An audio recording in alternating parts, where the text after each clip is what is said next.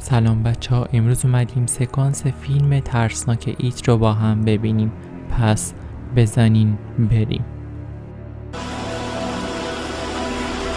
من میخوام برم خونه. دلم براتون تنگ شده، میخوام برم پیش مامان و بابا. من بیشتر از هر چیزی دوست دارم که بیای خونه، پیش مامان بابا. خیلی دلم برات تنگ شده جورجی. دوست دارم بیلی. منم دوست دارم.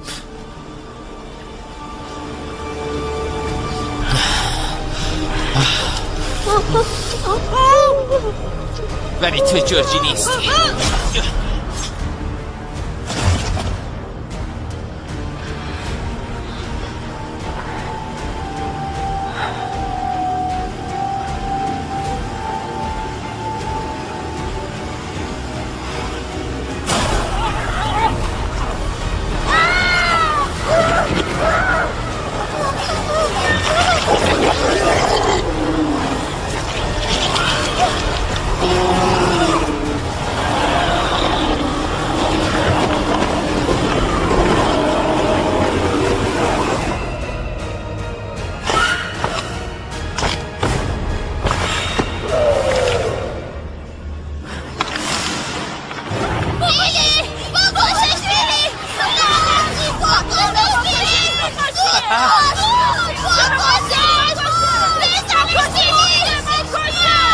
پر نیست.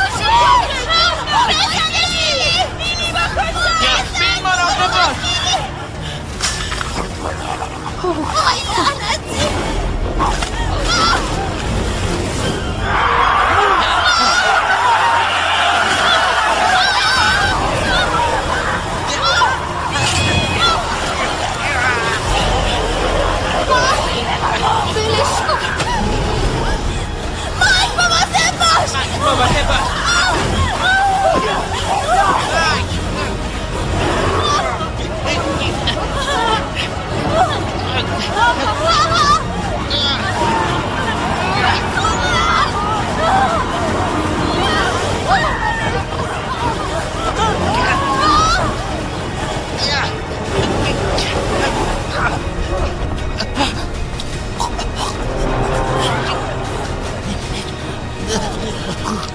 ولش کن. نه ولش نمی کنم. همه تونو میگیرم. آره گوشت تنتونو میخورم، از ترستون تقصیه میکنم.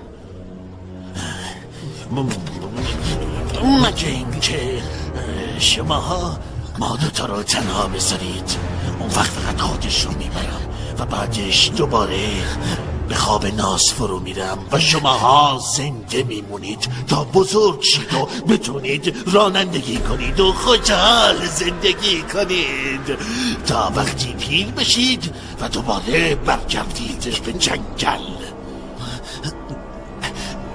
برید. من بودم که پاتون رو به این قضیه باز کردم، ولی شما باید برید. متاسفی. گفتم برید. بچه ها باید بمونید. متاسفم.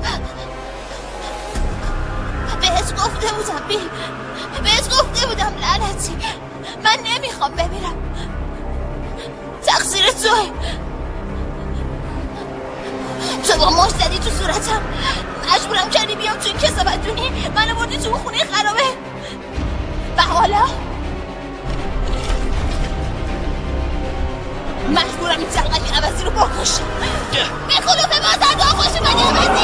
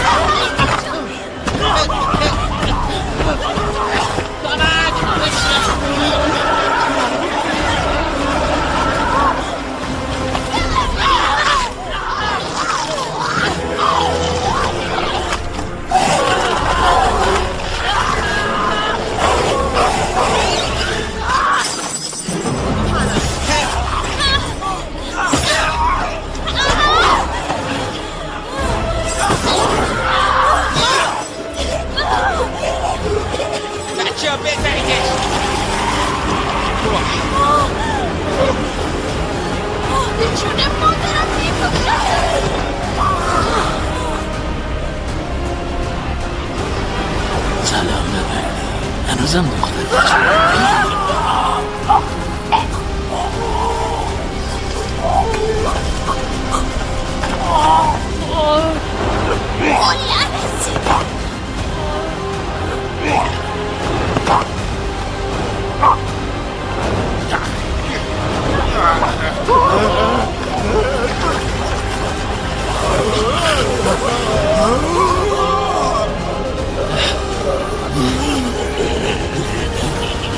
برای همین به چون اون نمیترسید ما دیگه نمیترسید دیگه نه حالا اونی که میترسه توی چون قرار از ترس بمیری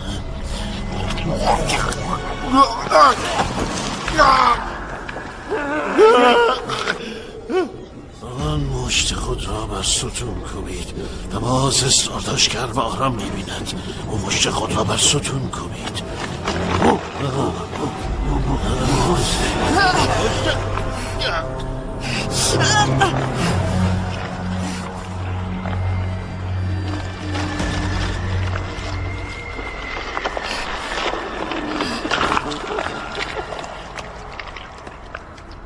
ترس